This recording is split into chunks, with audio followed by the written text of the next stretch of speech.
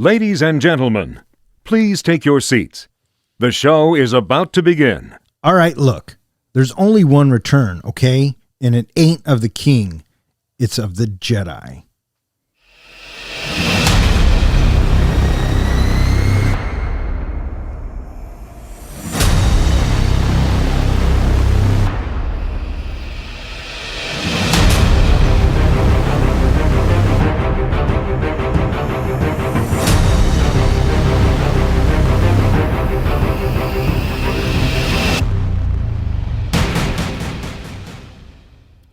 Good evening, and welcome to the 25th episode of Three Guys in a Flick. This is where we review the good, the bad, and the absurd. Tonight's episode, Clerks II. Beware, spoilers. Coming to you from my basement, this is Dawn.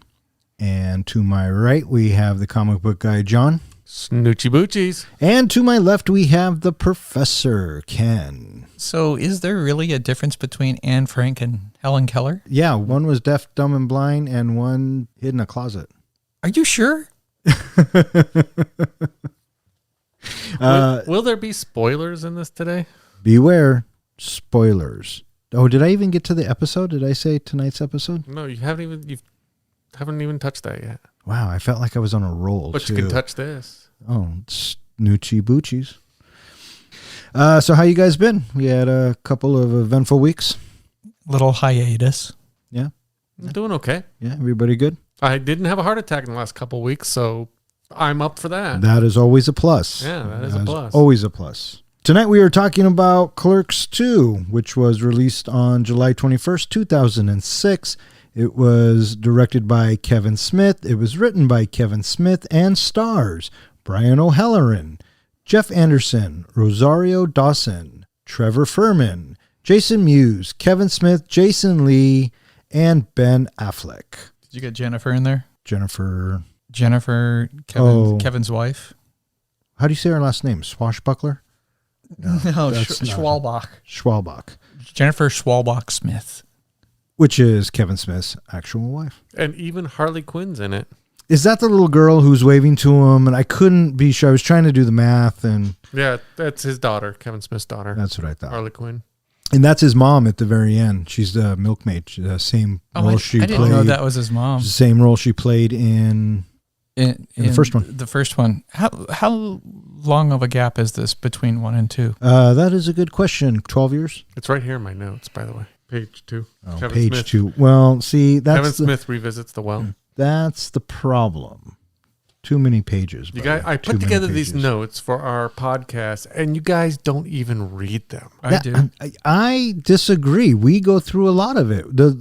Okay, admittedly, we don't do a lot of the trivia because we just kind of throw that out there anyway while we're talking about it. Yeah. So I disagree. So why the gap? He was making other movies. So, yeah, but why did he choose to come back to this? He actually originally didn't. I don't think he planned on making this movie right away, but he made a promise to Jason Mewes that if he got himself clean, he would make a movie for him.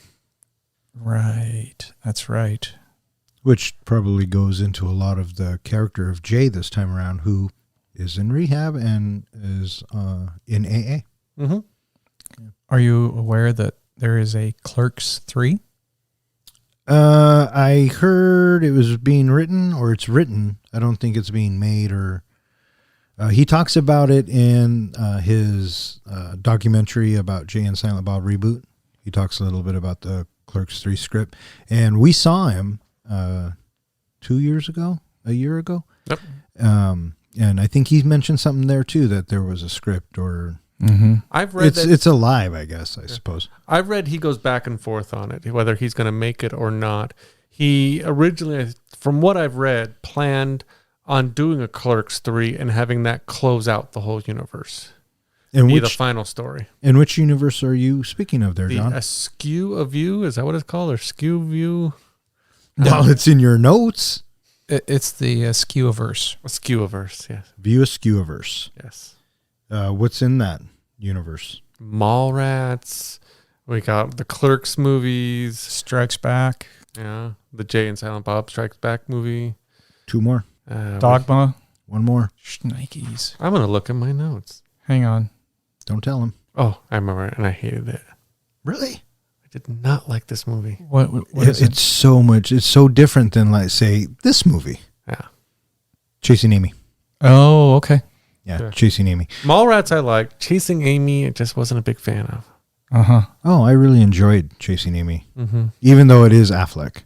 But you get classic Jason Lee, and you get the same character that goes on to, I think he has the comic book shop in Jay and Silent Bob Strike Back and in the reboot. Yeah, and then the character from Chasing Amy, the Ben Affleck character, is the same character in Strikes Back. Holden McNeil and the reboot. Well, and actually, I think he is McNeil in the reboot. I thought he was Ben Affleck, but no. Yeah, so I read that the third movie, it was unsure if they were going to get all four of the principal characters back, and one of the characters was reluctant to throw their Hand in the ring or to commit to it. commit to it. And it was Jeff Anderson, and I guess recently he did say that he's willing to reprise his character's role again. He didn't want to do Clerks II. Kevin Smith really had to work on him because he thought he got so typecast from Clerks 1, he had problems finding a role after that. He really had that. Basically, Kevin Smith convinced him, you'll have more acting chops in this movie than you will in the previous movie. More character development, and that kind of talked him into coming back. Oh, right. Yeah, because that is what I was reading that Kevin Smith is alluding to is the evolution of characters. Mm-hmm. Did we already talk about the budget and how much it made? No, this film was made for $5 million and made $27 million. So I'm surprised by that. I thought it did better than that. well, that's pretty good. Yeah. So, I mean, he's got quite a following. I thought his fans really would have come out and... I'm starting to notice that with Kevin Smith, I think he's becoming one of those directors that you either love him or you hate him. Because I've been listening to a lot of podcasts, and the ones I listen to tend to bag on Kevin Smith as a filmmaker and a writer, and it's funny to listen to it because I just don't think they get him. I was impressed by the amount that they had in this budget, $5 million, and I thought that it did respectably well.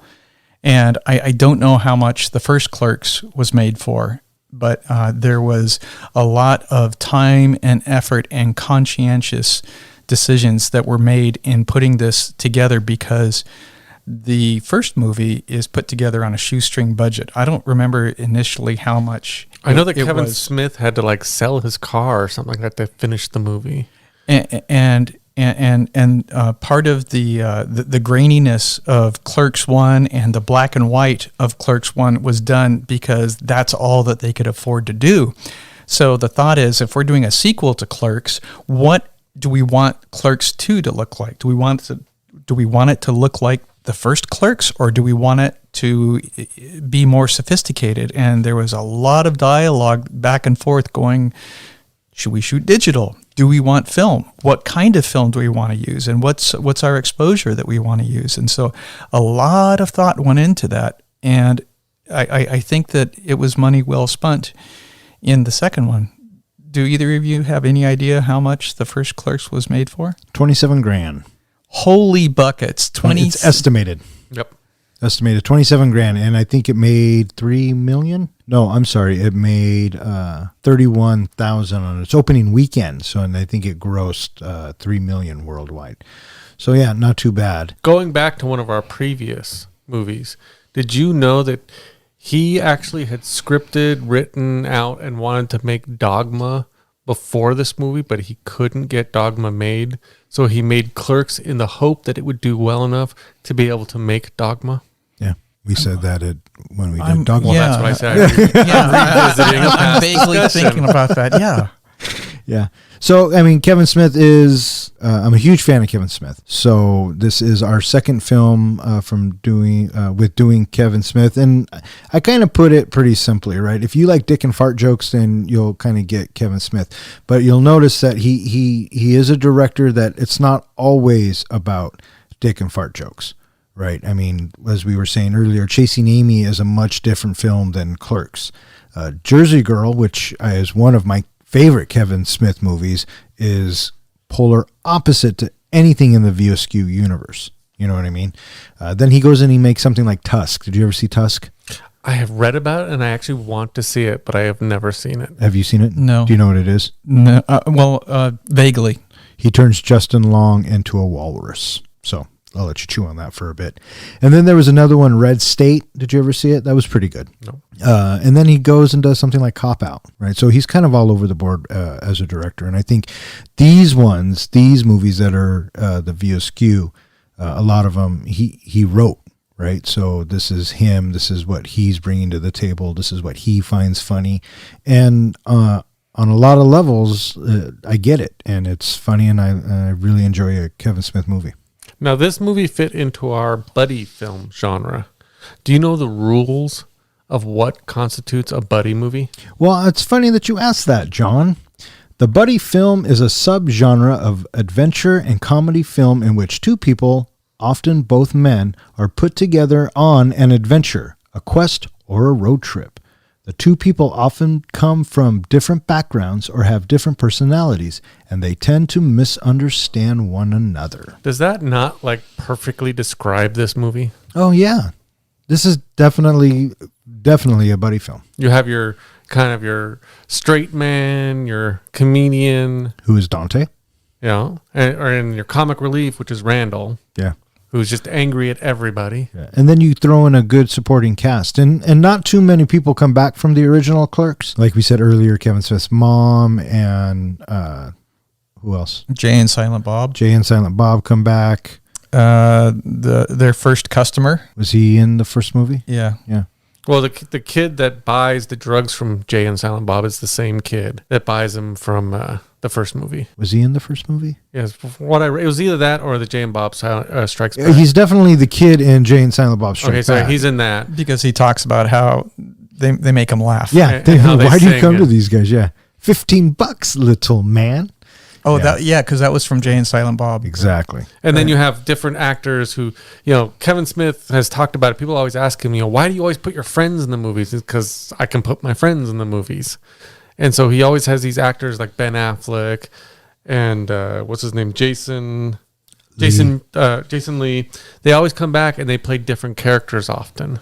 He was even going to have Matt Damon in this movie, but unfortunately he couldn't be in it. A fire at Dante and Randall's shop forces them to take jobs at the fast food empire, Moobies. Exactly. Yeah. Just think. Boobies.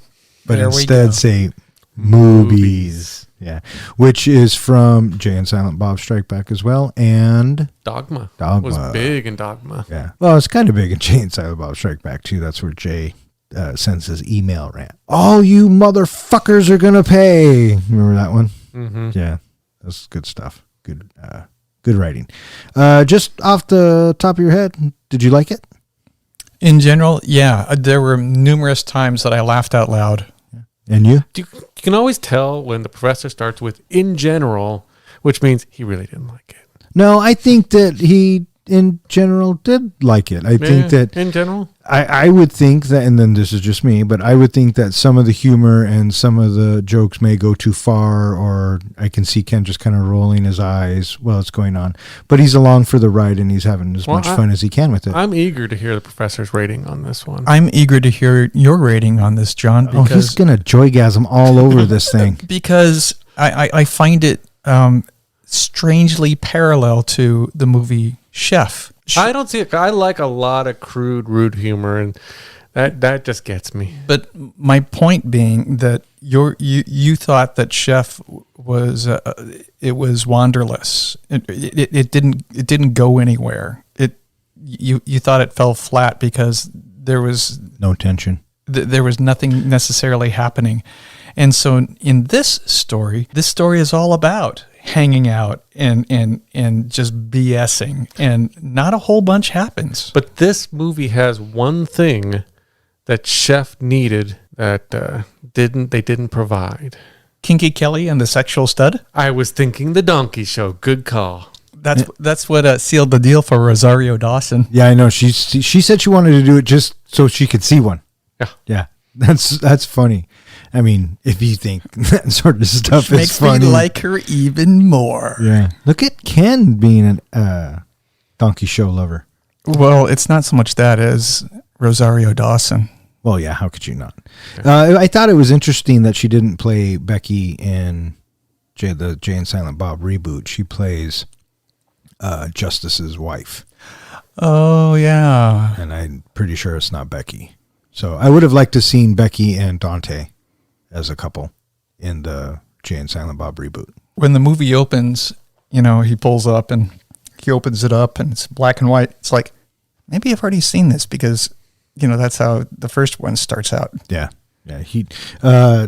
Kevin Smith does like to go back to the well. What do you think of the amazing special effects of the fire? I had a chuckle. Yeah. It was pretty bad. So, he opens it and he closes it. It's like, I did not just see that, and he opens it again. Well, do you know why it looked pretty bad? Why? It has to do with the color grade of doing it in the black and white graininess in homage to the original Clerks, and with that color saturation happening against the gray and the white and the black, it's really hard to pull off. So the fire is just a green screen. And then they add that in later. I figured he knew that it wasn't going to be realistic, so he just went, I don't care. Because if you think about it, if there was really a fire behind that metal door thing, he wouldn't be able to hold the door and pull it open. Right. And it does kind of fit. It does kind of go along with the tone of the first film, right? Yeah. Gritty and low budget. Because I'm telling you what, of his $5 million, he spent most of that fucking money on the music. Mm-hmm. So what a killer soundtrack. Yeah. But Kevin Smith movies are notorious for having good soundtracks. 10 years after the events of the first film, Dante opens the Quick Stop convenience store to find that it is on fire. Randall had left the coffee pot on after closing the night before. Because Quick Stop and the adjacent RST video have been destroyed, Dante and Randall begin working at Mewes fast food restaurant along with Elias and their manager Becky. A year later, Dante is planning to leave his minimum wage lifestyle in favor of family life in Florida with his fiancée Emma, whose father will provide them with a home and a business to run. Afraid of losing his best friend, Randall becomes resentful towards Dante and Emma. Jay and Silent Bob have followed Dante and Randall and now loiter outside of Mewes. Although they continue to sell drugs, Jay and Silent Bob have become sober after they were arrested for possession and sent to rehab. They become devout Christians after their release. So the opening of the film, black and white, opens it up, that fire effect we were talking about, and then it goes into color, and then we kind of jump. Or, no, I love how he's sitting there, and Randall is walking to work, doesn't care about anything, just and walks walks in, and then it's the firefighters that are shooing him out. What I do dig about this movie is it almost feels like it takes place the next day after Clerks 1. Yeah. I mean, it's got the same feeling. The characters look exactly the same. You can see that their lives have gone nowhere new. And all I kept thinking was, I wasn't even supposed to be here today. Yeah. And we don't get that line until the end when they're fixing the Quick Stop up. So, yeah, we find out that now they're working at Mewes. I find it interesting that at least 95% of this movie takes place over the course of one day. The intro and then the closing scene, those are separate days, but everything else is one day. Well, Clerks was one day. How long has it been since you guys have seen Clerks? Oh, it's been a while. It was on TV not too long ago, and I stopped just about over, really. So I would say a couple years at least, probably. For me, it had to be VHS. It's been a really long time. And I remember being modestly underwhelmed with Clerks, and because I had heard critically speaking that, this is a really fresh, really good movie, and it's put together on a shoestring budget. And I think I just didn't have the maturity to watch it at the time because, I was a young buck, and next thing you know, I'm sitting there, okay, entertain me on a Friday night blockbuster movie type of thing. It's just like, okay. Yeah. So when Clerks 2 is drawn from the helmet, I'm thinking, okay, because I've got a movie that I didn't necessarily feel all that strongly about in its original, and how often is a sequel better than the original? Pretty rare. Right. And so I was underwhelmed, and I had modest expectations for the movie, and it did exceed those expectations. And like I said, I found it to be an enjoyable watch in general, and I laughed out loud several times. Yeah. What did you think about, again, we keep mentioning how Kevin Smith loves to revisit The Well. What did you think about them bringing back a lot of jokes from Clerks and from, little gags from different movies as well? Like in Clerks, it was snowballing. This movie was ass to mouth.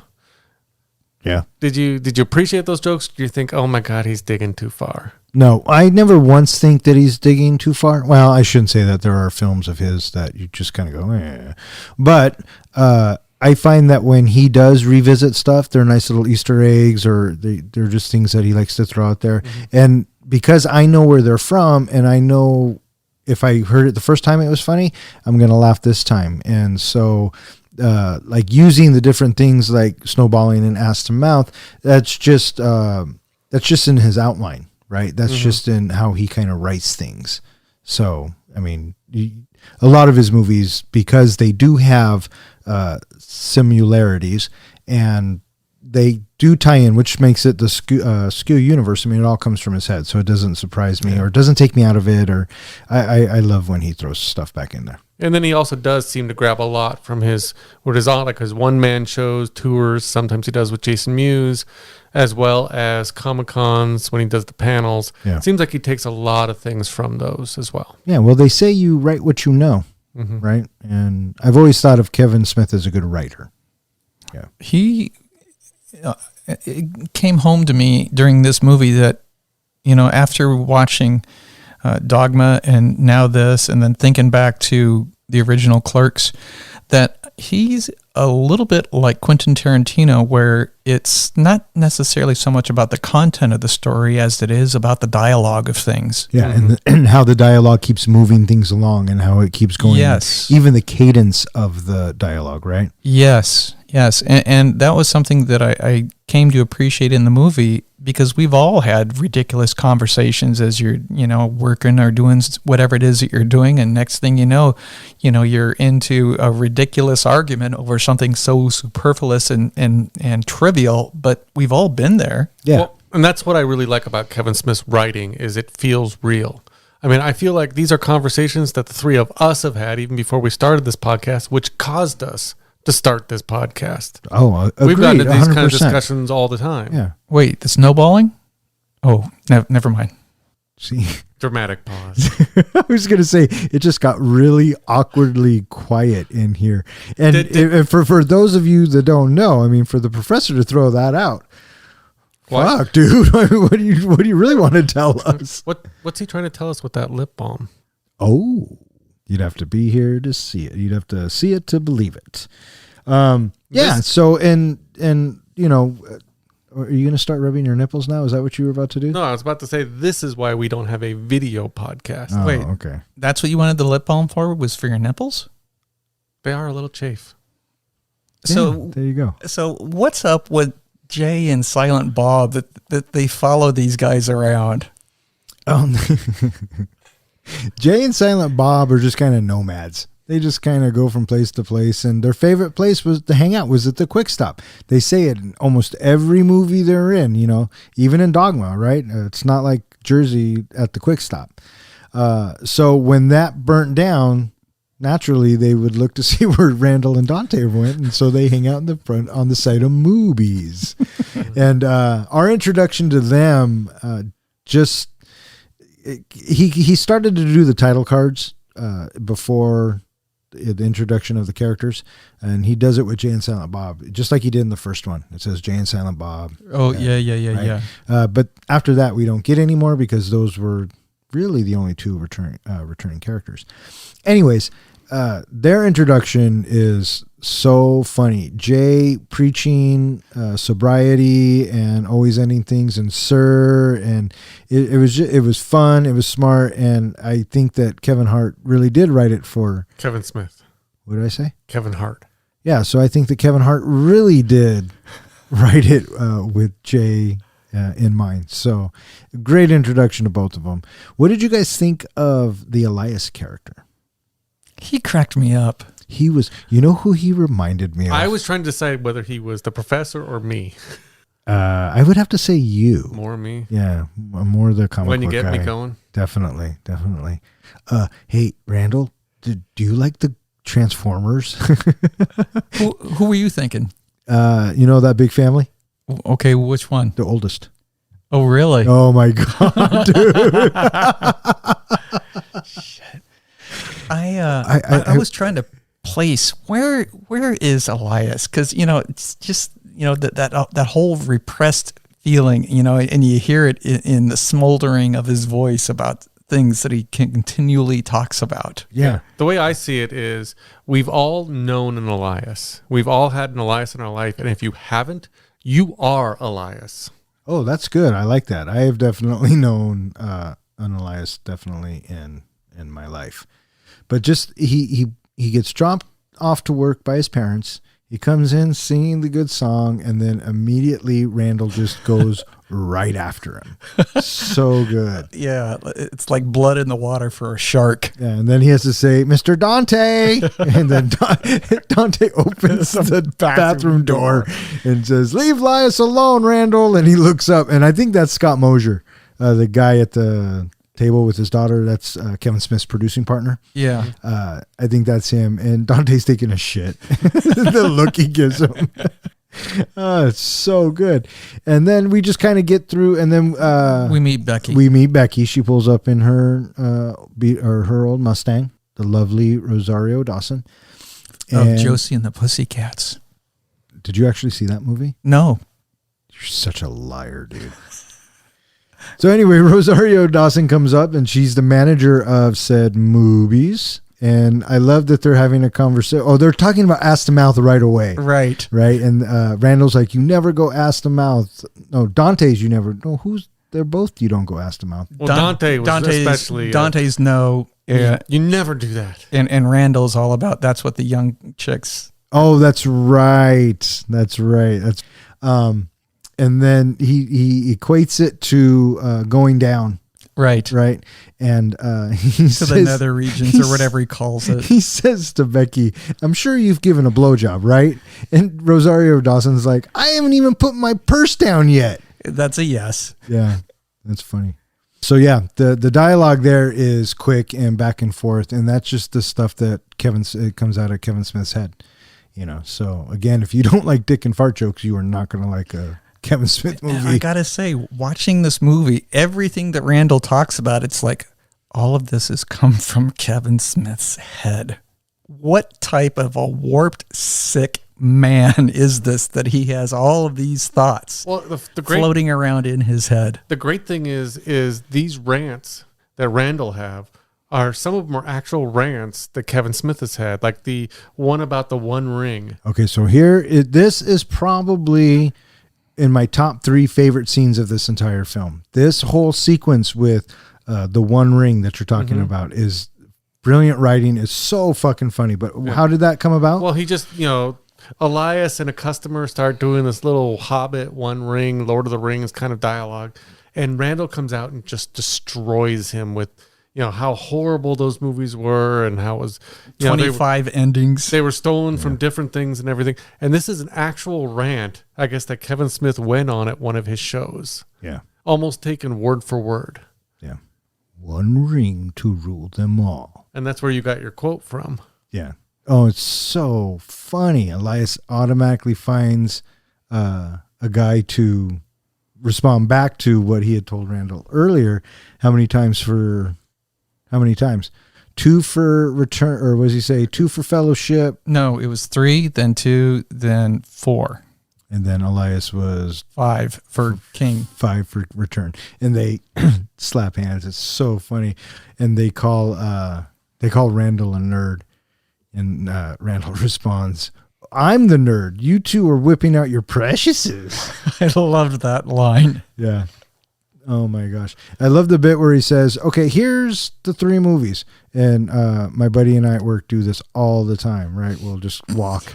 And then and here's the second movie. And then he does the stumble. And then the third movie. And then he gets into the fucking ending, right? Oh, don't tell me that Sam doesn't give Frodo such a gay look. It's so funny. And then he makes the Lord of the Rings guy throw up. Remember? Yes. He says, and then Sam just bricks in Frodo's mouth. That's just so awful. No, I just like how the scene where he talks about in the third movie, they're walking along and they stop and then just bloop, throw the ring and movie over. Yeah. I thought it'd be interesting if somehow in there, the Lord of the Rings nerds start giving Randall shit about the prequels and how Randall would handle that. Because when did Sith come out? Like 2003? So they'd been out and they had sucked ever since they were out. So I'd be curious to see. Although he does say there is only one trilogy. And they are talking about trilogies, and he is referring to the original 3. So maybe that's why. Yeah, there's only one return, and it's of the Jedi. So when Becky is sitting in her office and Dante is in there with her and she holds up the nail polish bottle, I'm thinking, is she serious? Which means he's done it before because, it's his last day. Yeah. Since this is your last day, and she holds it up and she doesn't say anything. It's like, oh my gosh, this is what they do in the office. Yeah. He paints her toenails. Well, that's taken from the first movie. Sort of. In the first movie, he paints his girlfriend's nails. Right. I mean, same action. He's painting something. Yeah. So again, it's one of those things that he's throwing back into his movie. It's like that formula that he has. Yeah, and it's better than actually working. I really liked the writing between Becky and Dante. They're very believable together. They are, and then you snap back to reality, and they aren't, because Rosario Dawson and Brian O'Halloran, they're very different. Yeah, I mean, what do they call him? He's a fucking chud. Yeah. But maybe he was just that good on there one night. Oh, maybe. I mean, she did have mayo in certain spots. Yeah. I also was thinking about maybe it's just because they're opposites that brings them together. Yeah. And so it took me out of it for just a brief second, but with Kevin Smith's writing, it throws you back into it. So at this point, we've already met Dante's fiance, played by Kevin Smith's wife, and she's almost too good to be true, right? Yeah. And they're getting married. He's getting out of Jersey. He's going to start a new life. He's going to be happy. He's going to manage a car wash. Even offers Becky a job. So, I mean, Dante's getting ready for a life-changing experience. Little did he know it wasn't going to be the one that he was expecting. Yeah, the fact that it's their last day, I don't know. I was surprised with how laid back Randall was during the day, the arc of the day. He was really laid back about it. I was expecting him to be a lot more sentimental about it since they had spent so much time together. But of course, we do get to see that at the end of the movie. I thought they were building up to that you could tell he was bothered by it. But at first, he's excited on planning that last day because he's planning that donkey show.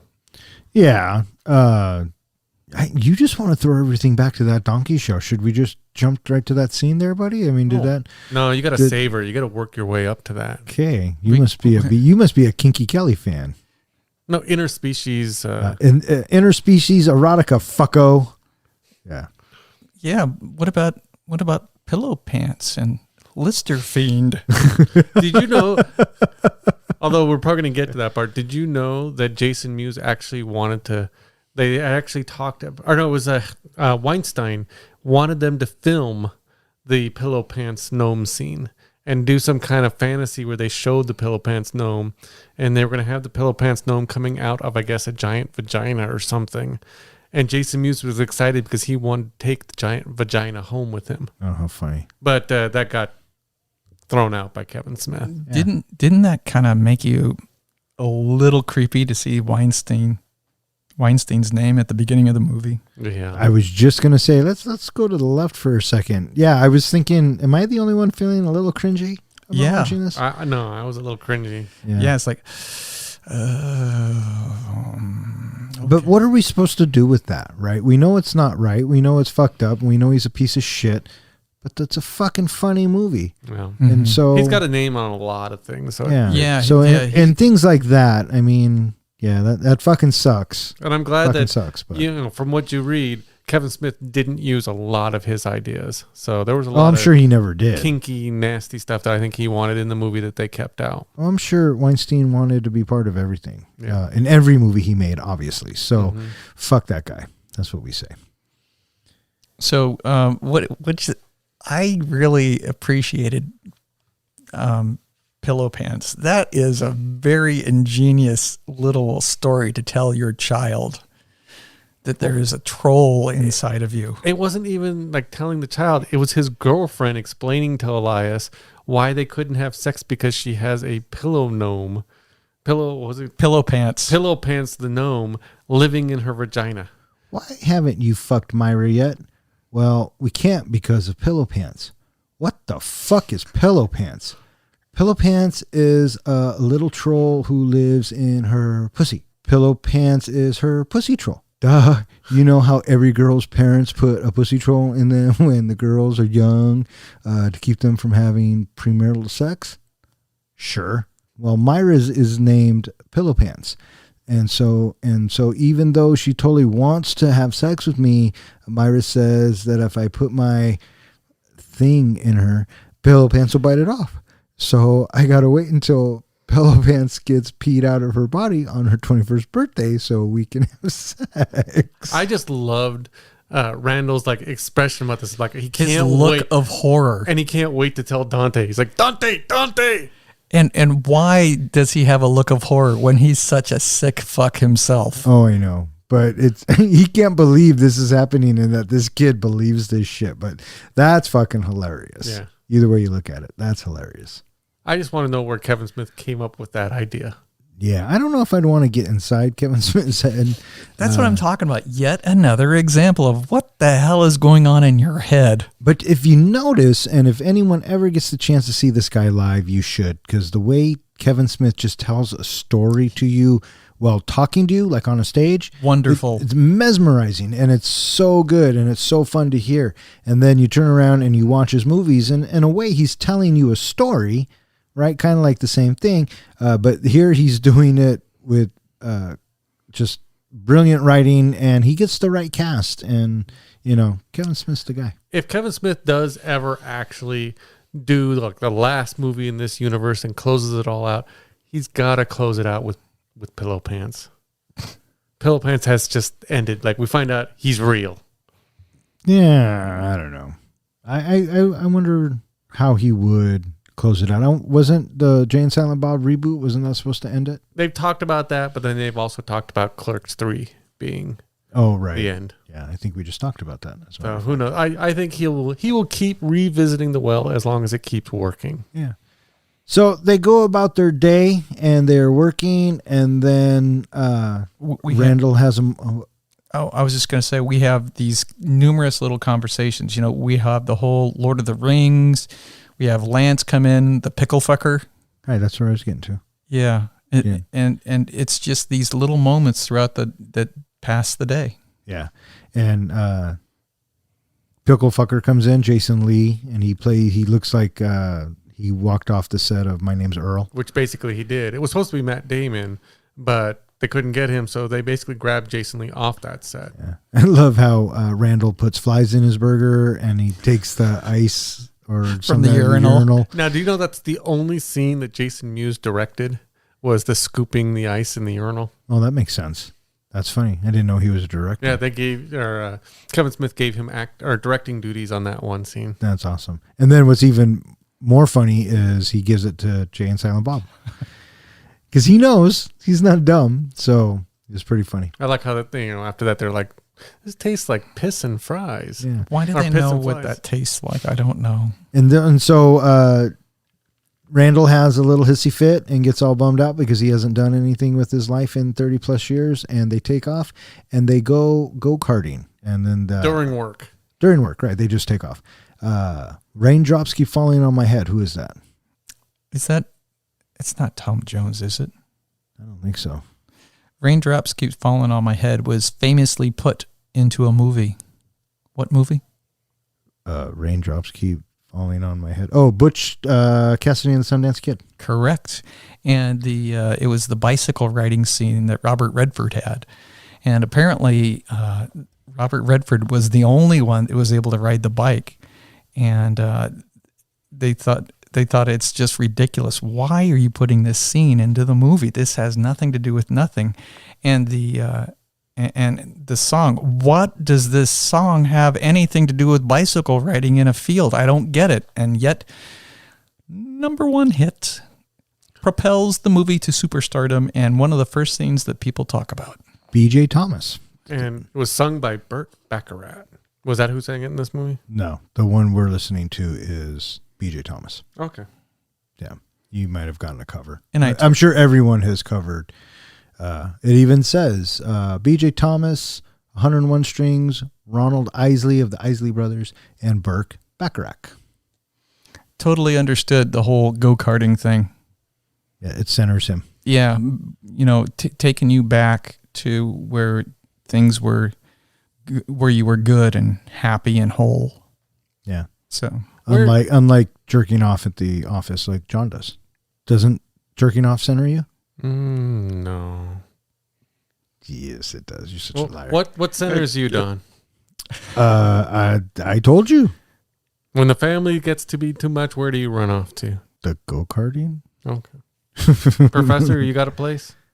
I stay up late and I putter in the house. Oh, that was a real question? Yes. I come down here. You come down here? I come down here. And it's wonderful now that Logan has his own room down here because this is my domain again. So I'll come down here, play some video games, kick some cats, beat some dogs. It's good. Yeah. I used to, go out to like find a comic book shop or something like that. But now I do go up to my bonus room and play with my swords. And by swords, people, you know what he means. Cross your fingers. Don't cross the streams. Well, I was thinking also we should cross our dicks too.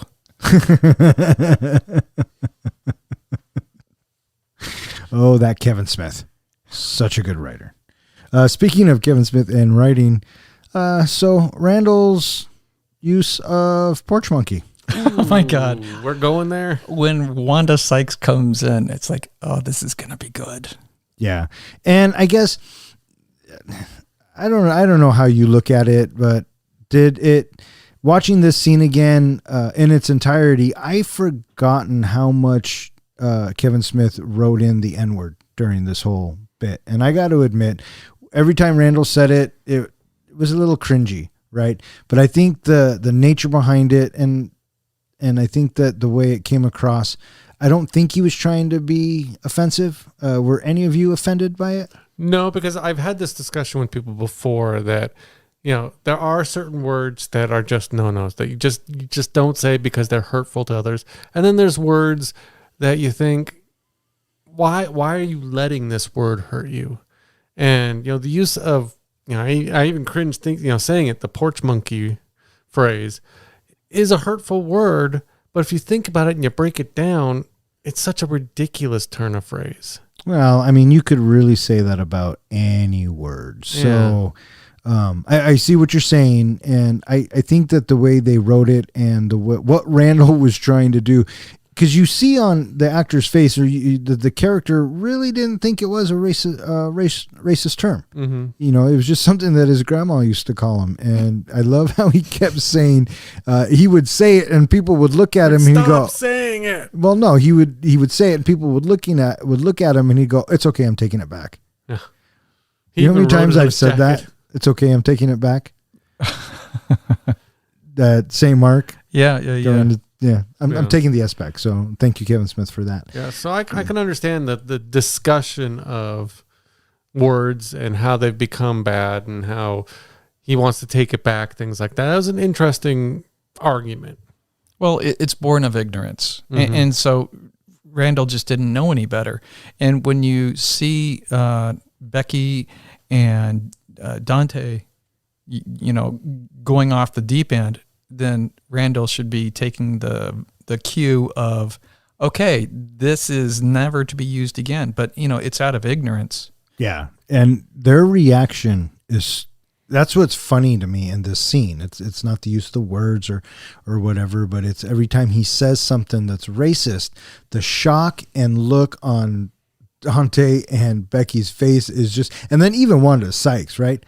Oh, hell no. What did he just say? Right? It's so funny. And then he gets to the Jewish one, and then Dante's like, what the fuck, Randall? Oh, it's so funny, but I don't know. I think I got the most laughs out of the husband, Wanda's husband, who just wanted his free burgers. He says, you can't taste racism, baby. And then she throws it on the ground, and he's going to pick it up, and she's like, don't you pick up that shit. It's so funny. That's good. Anyways, I thought I'd just throw that out there. No, that's good. Dante tells Becky that he is worried about dancing at his wedding, so she takes him up on the roof of the restaurant to teach him some moves. Dante soon lets go of his inhibitions and begins dancing. When the song ends, Dante, caught up in the moment, confesses his love for Becky as she reveals that she's pregnant. Dante and Becky had a one-night stand at work a few weeks before. Becky tells Dante not to tell anyone about the baby. However, he tells Randall, and an angered Becky leaves when she finds out. Randall encourages Dante to leave Mewes and search for Becky so he can put up a surprise going-away party for him. Randall hires Kinky Kelly and the Sexy Stud, a donkey show, with a fog machine for the party. When Dante returns, he mistakes the fog for fire and calls the fire department. But upon discovering that it's not a fire, he proceeds to watch with Randall, Jay and Silent Bob, and Elias. The group discovers that Kinky Kelly is, in fact, the donkey, while the man, Zach Knutson, whom Randall thought to be the pimp, is the sexy stud. When Becky returns, she too admits that she's in love with Dante. As they kiss, Emma arrives. She throws her engagement ring at Becky, dumps a cake she's made for Dante over his head, and walks off angrily. When the dance scene that they go up to the roof for, did you notice the color, the change in color? The change in color, it's saturated. It is very rich and very warm, and it conveys, like you feel like it's a bright sunshiny day, even though they're up there on the roof, and you see it. Especially when we look at Elias dancing down at the drive-through window area, the yellow on the wall just pops, and everything looks like orange, almost on fire, and the vibrance of the purple of the shirts are very, very pronounced. To watch the whole movie like that, it'd be, oh gosh, it would just, I think it would drain on me to see these super rich colors. After he comes back down off the roof, the color's all flat again. The purples are very pale, and the yellows are all muted again. Are you sure there's not something wrong with your TV? No. I didn't notice that at all. Did you? Well, I wasn't dropping anything that night, so no. Nice. I'm going to have to go back and look for that. I've never noticed that. I thought maybe it's to match the music, or is it to match the fact that they... Oh, but you saw the color change. I think I know what he's talking about. Oh, okay. It's all about the mood that's happening, right? This is where Dante is admitting that he's falling for her. He's falling in love with her, and it's a very, very happy moment. We have the dance scene going on right afterwards, where we have all those people come out of nowhere and all those people are dancing together. Yeah. Oh, it's up there again with one of my favorite scenes. If you had to pick 3 scenes in a movie, this would definitely be in the top 3. This one and the Lord of the Rings discussion, for sure. And I got to say that Rosario Dawson, especially, in this moment, man, I buy her look and her eye. It's just so... It's such good acting. I really believe her. How can you not want to fall in love with that look in her eye when he's holding her and he tells her that he loves her? Yeah. And then she says, I'm pregnant. And then he drops her. I love the fact that he dropped her. Yeah. And he's like, oh shit. Yeah. So we know that she's pregnant, and she says not to say anything. And of course, who is the first person he tells? The worst person to tell. Randall. But we all have that, at least one friend that you're told not to tell something and you got to tell them. Yeah. Well, I guess it depends on what needs to be told. Yeah. That's a good way of putting it. What needs to be told? Yeah.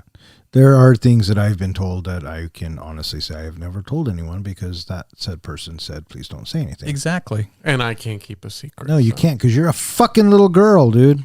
Yeah. Or let me ask you this real quick. Did Julie watch this with you? No. Okay. That's why he liked it better than Chef. Mm-hmm. I do want to ask this question, skipping ahead to the donkey show. Well, we're almost there. Yeah, we're almost there. Okay, so you want me to wait on the donkey show? Yeah. Okay, I'll wait on the donkey show. So, I'll keep it in my pants for now. yeah, keep it in your pants there, sexy stud. So Randall knows, and they go outside, and he takes a swing at, Dante just pleads with him, please, if you've ever been my friend, whatever, you cannot say this. And then Becky comes out, looks at Dante, says, can we talk? And then Randall, being Randall, may your first child be your masculine child. And so Rosario Dawson takes off, and then Dante swings at him, and he gets mad at Randall for moving. So it's funny shit. Funny shit. Then she goes off. Kinky Kelly and the stud pull in, and Randall sees this, and he's done. And I thought for sure Dante would see the trailer and everything too, right? But he doesn't. Or that he was going to call it off. How could this day get any worse? Right. And so he tells her, no, you go. He tells Dante, go look for her. Come back in an hour. Just come back in an hour. We know that Randall is not hiring the donkey show for Dante. He's hiring because he wants to see what the hell a donkey show is. Well, that's not only that, but they had always talked about it when they were younger. And this was his, I guess, in his own Randall Graves way, his goodbye present to his best friend. What movie was it a callback to? Do you remember? Of Tom Hanks? I was just about that. That was going to be my thing is what other famous movie had a donkey scene in it? And that's where Randall brings this from. Because they watched Bachelor Party when Yes. they were little. That's exactly right. Mm-hmm. Yeah, that's awesome.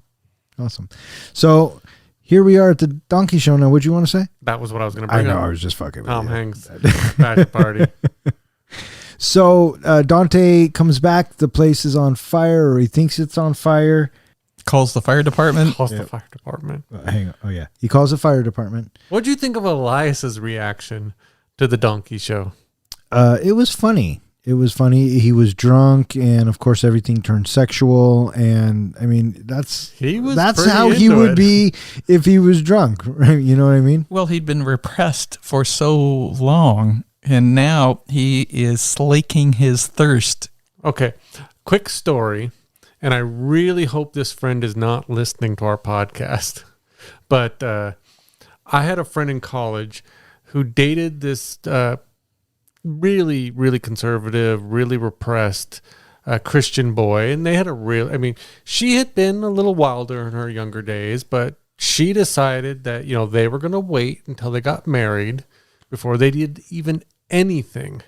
And so she went all 4 years dating this gentleman. Nice guy, sweet as can be. They finally get married right out of college.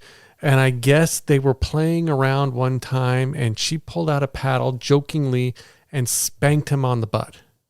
Now that is the only way that he will do anything with her as long as he gets spanked first.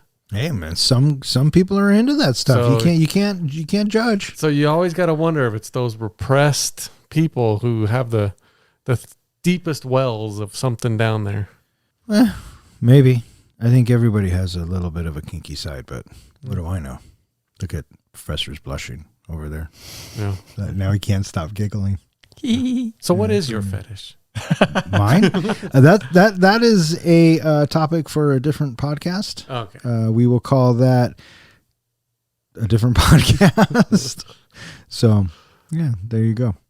So what did you guys think of said donkey show? I was curious to see how far Kevin Smith was going to take it. And for the record, I knew that it was the dude and the donkey the whole time. He wasn't pulling any tricks on me.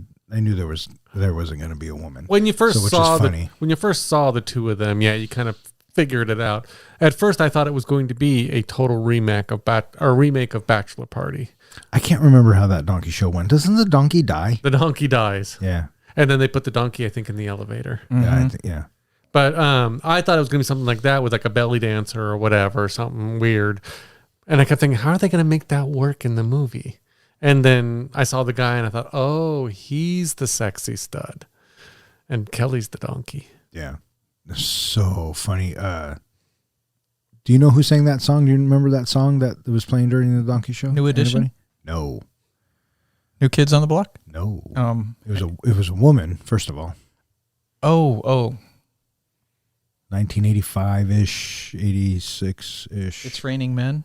No.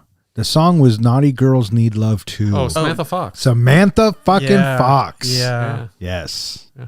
No, what I liked is how, someone would say bestiality and the sexy stud was so serious about it. No, interspecies erotica. Fucko. Yeah. He always fucko. ended it with fucko. And also, if you noticed on his arm tattoo, do you know what it said? Born to Fuck or something like that? Yeah, born to fuck. So that kind of was a little foreshadowing as well for that character. And the funny thing is when Randall found out exactly what it was, he was still kind of into it. He Yeah, still kind wanted to of. see it. Nobody left. No, of course not. Because Becky says it herself. Says it best herself, right? It's like a train wreck. I just can't look away. She goes, I'm upset or offended. Yeah, but I can't look away. So Dante comes back from looking for Becky. The donkey show starts. It doesn't turn out to be what it is.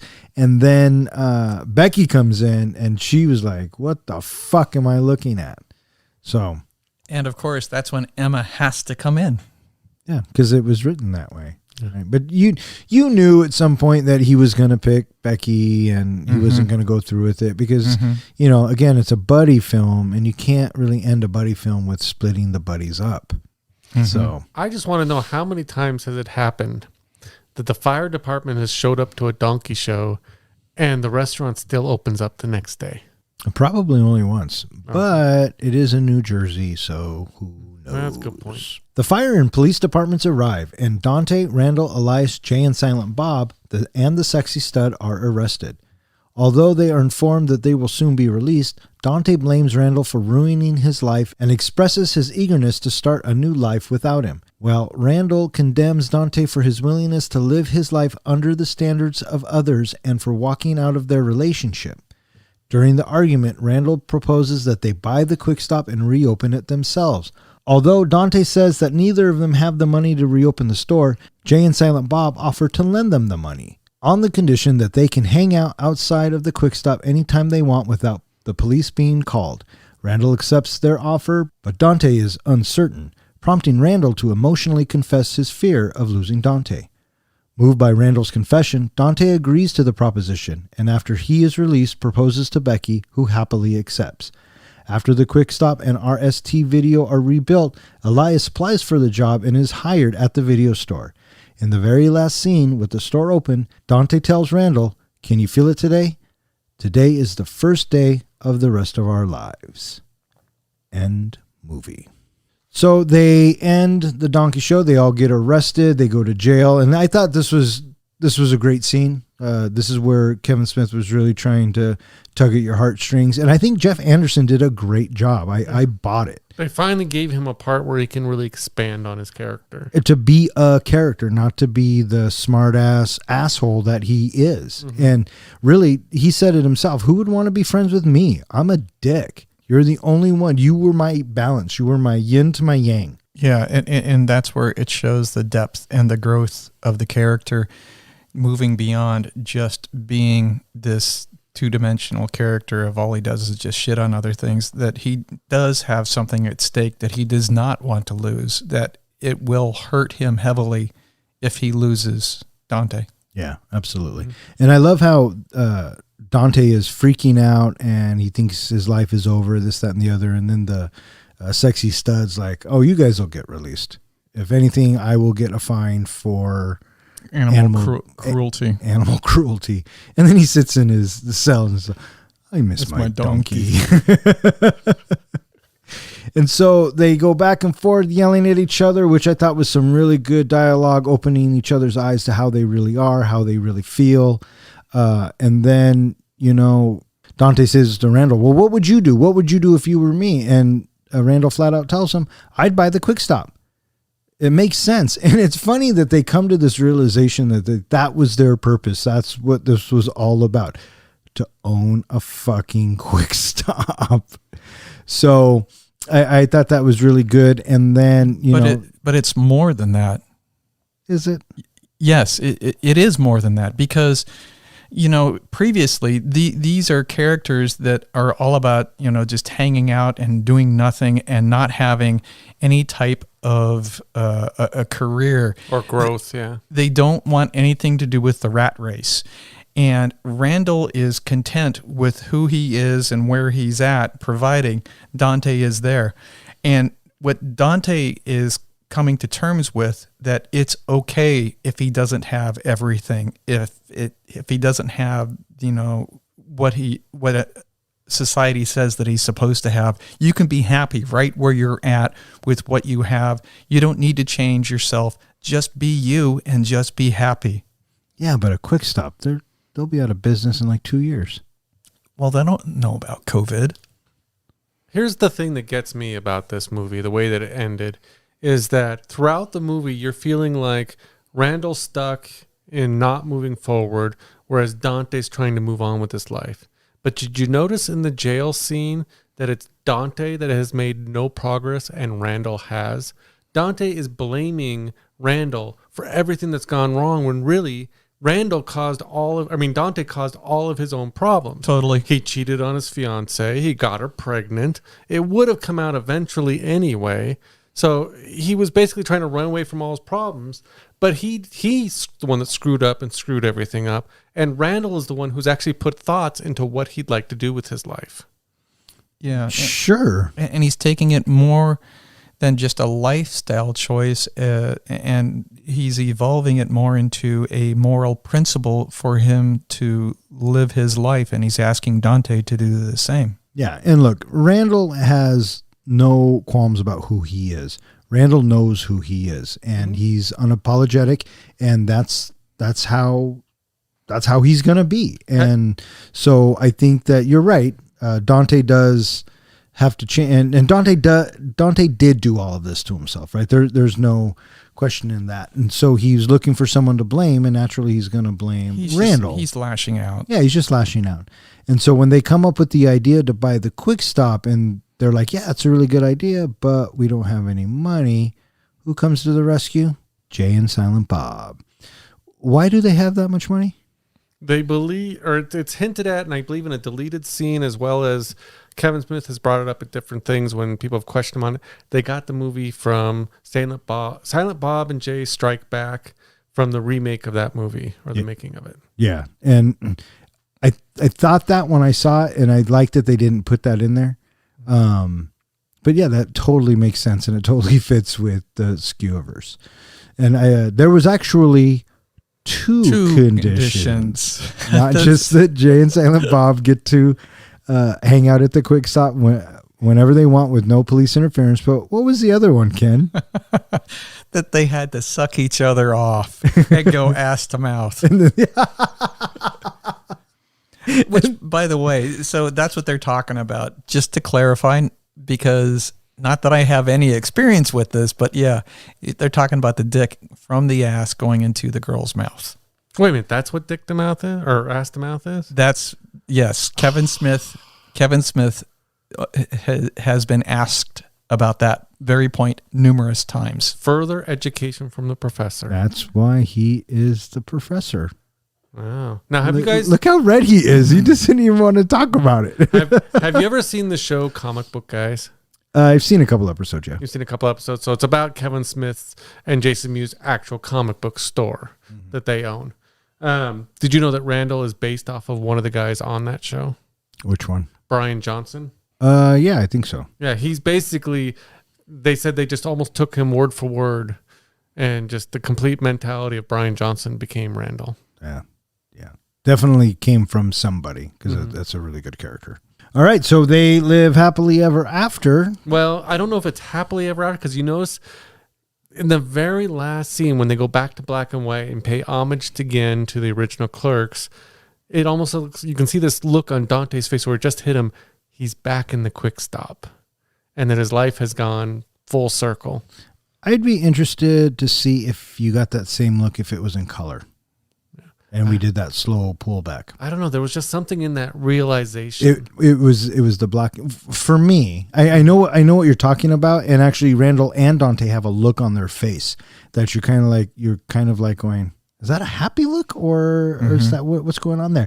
And I think, and I don't know much, I think that it's when he turns it back to black and white, and we start pulling out. There's something that just something that says dreary with black and white.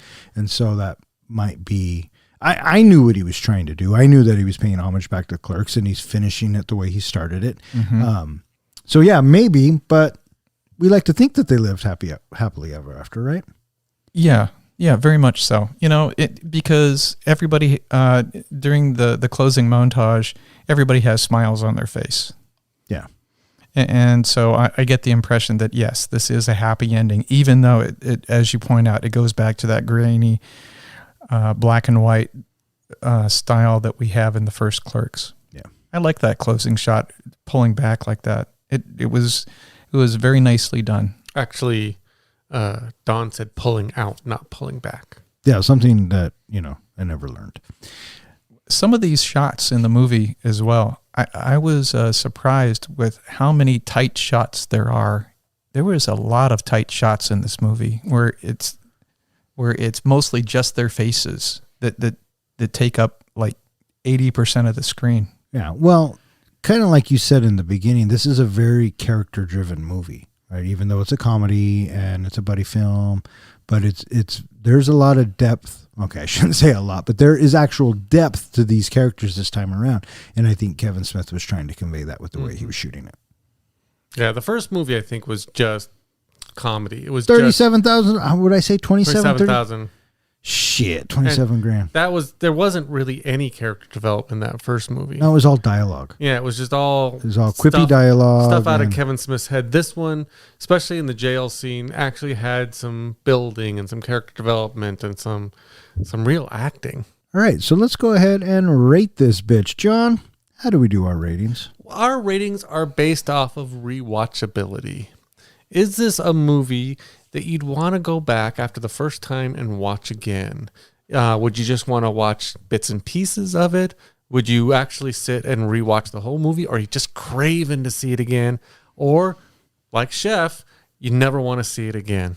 Fair point. And it also has to do with, how soon you would want to watch said movie. Like Chef, I'd watch tomorrow. Flash Gordon, never again. But, so that's kind of where our rating scale falls into. You'll crave it. Of Flash Gordon? Yeah. Dude, I'm going to tell you this once. You want to keep working here?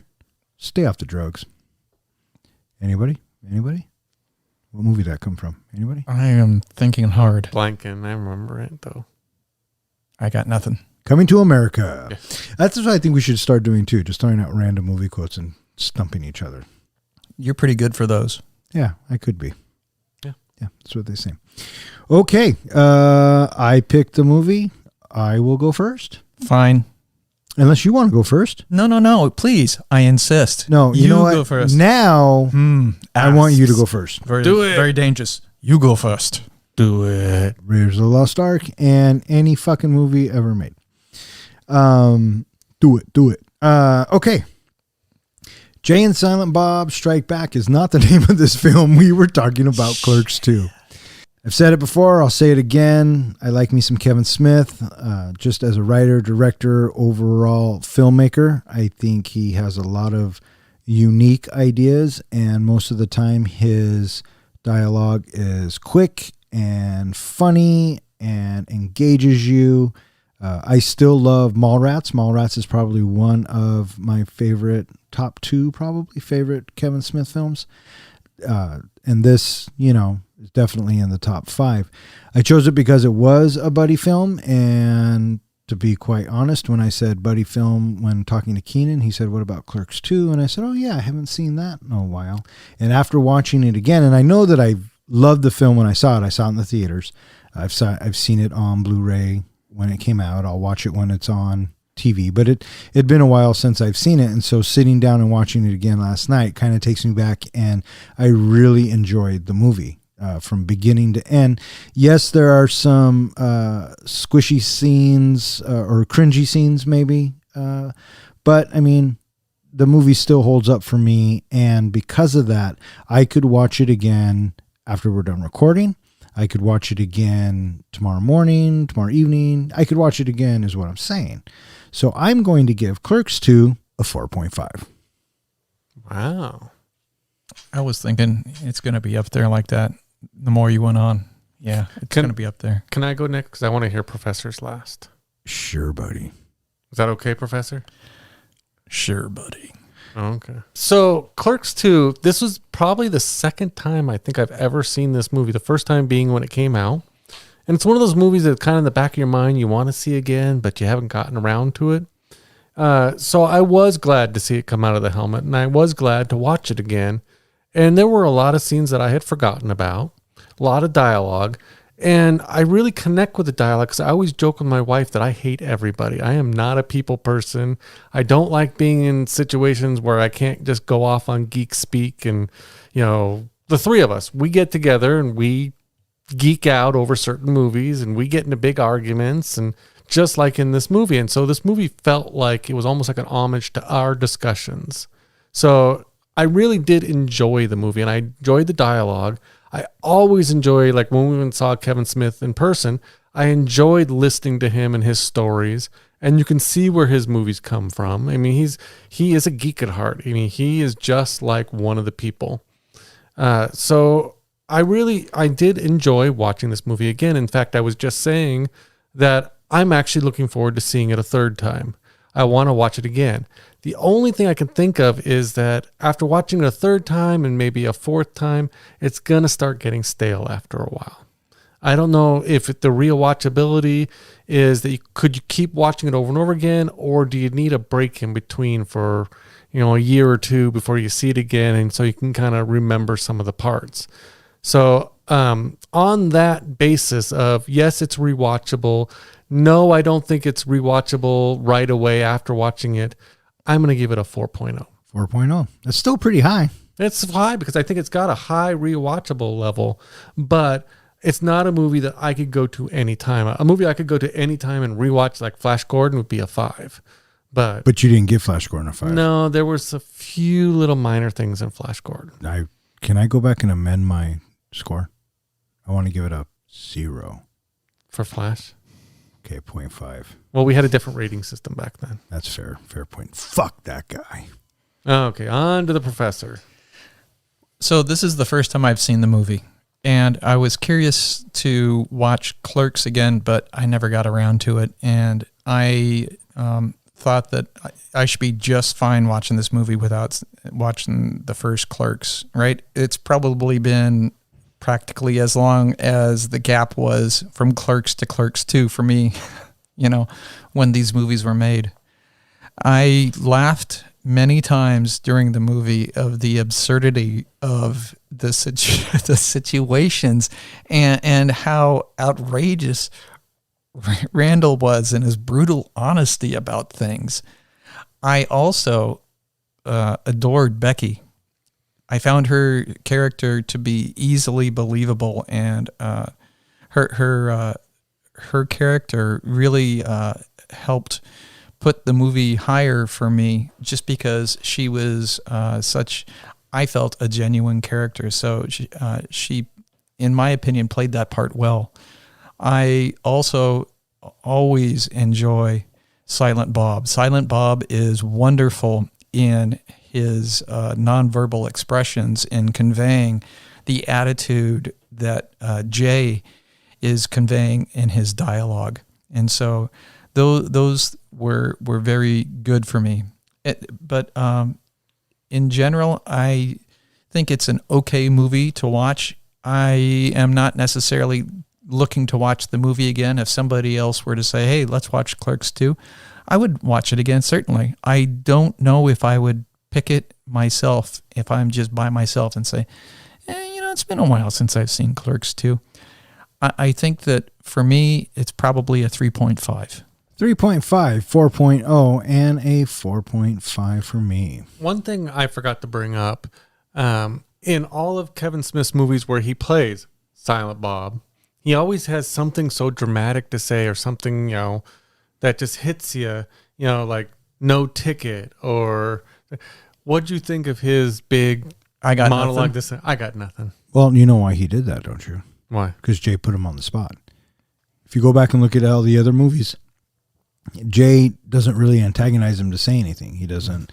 Maybe in Jay and Silent Bob, they kind of get into an argument via, mime motion. But normally, Silent Bob just comes out with his little lines. But I thought it was awesome the way this one went down. Right? Mm-hmm. I got nothing.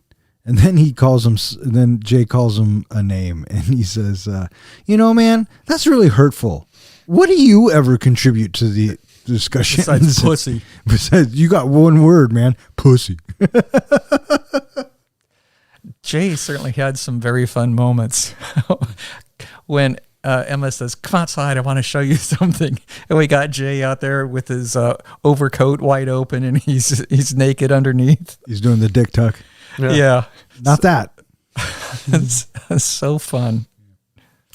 All right, so this is the time of the podcast where we are going to go ahead and select our next film. It's been a while, and I think I was the last one to draw. I think I drew Clerks II. No, you drew Clerks I think II. I did Clerks II. So that's to me. What was before? Yeah, because I picked Chef. So basically what we do is we have a bunch of movies in a Bronco helmet that we all contributed, and we're going to let the professor pick what our next movie will be. Our next movie is a road movie, so it's not mine since my road movie's already been picked. The name of our next movie that we are watching, The Blues Brothers. Oh, nice. That would be one of mine. Yeah. We'll find it. Don't worry your pretty little head about that, Hemming. When I thought of road movies, that's the one jumped in my brain. That is the original, it feels like, road movie to me. That depends on when it was made, because Easy Rider was and I think Easy Rider was made before the Blues Brothers. Bing Crosby, Bob Hope. Yeah, these are movies I have not seen. No, but they had a whole bunch of them. Road to Morocco. Cannonball Run. Cannonball Run was a road movie. That was made in 81 or 80. But the Blues Brothers, what was the Blues Brothers 76? Yeah. Because it has Carrie Fisher, Aretha Franklin, Dan Aykroyd, the late, great John Belushi. Had a lot of cameos. Yeah. Cab Calloway? Yeah. Yeah. Paul Schaefer. Yeah. Mm-hmm. Yeah. Does anybody want to say anything else while you have the mic? Would people like to know where to find us? I don't know. John, would they like to know where to find us? Thank you for asking. I didn't fucking ask, but you can tell them anyway.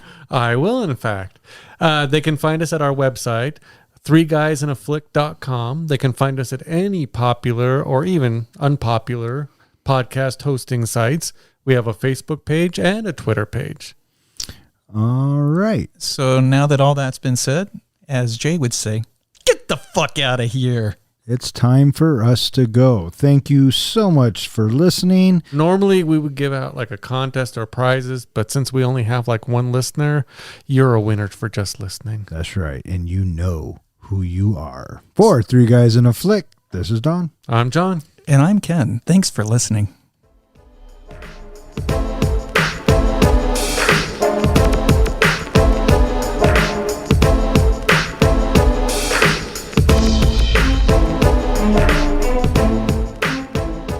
You know, sometimes it is okay to go ass to mouth. I was just about to say that you were pretty okay with that, weren't you?